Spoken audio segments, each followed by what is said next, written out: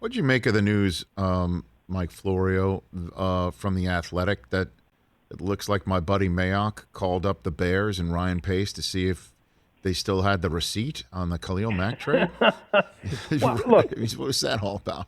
Here's the thing that's important to remember. It's a compelling story because of the way things fell apart for the Raiders, and this was pre-Mayock. This is when Reggie McKenzie was the GM, but this was Gruden.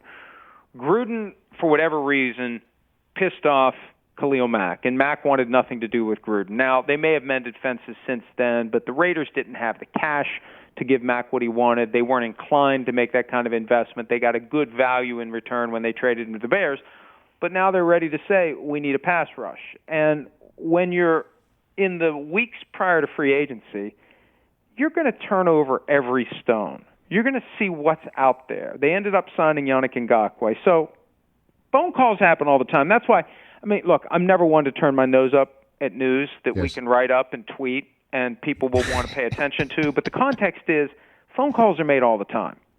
And so, you know, hey, they had the thought. The neurons fired in someone's brain. Let's see what it would take to get Khalil Mack back. Just hypothetically, make the call and see what they say.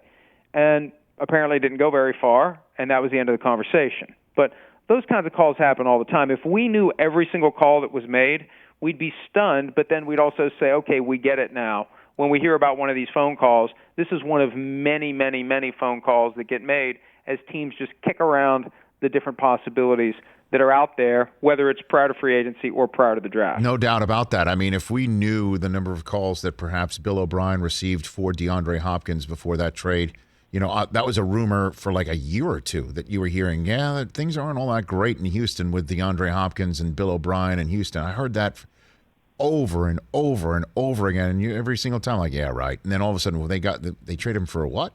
So is it possible that Mack is available, that filtered to Vegas, that this is out there, that somehow, some way, shape, or form the Bears are open to this idea? Well, if he was, he's not now, because on March 15, they restructured Mack's deal, and they kicked $12 million of current year salary into next year and beyond.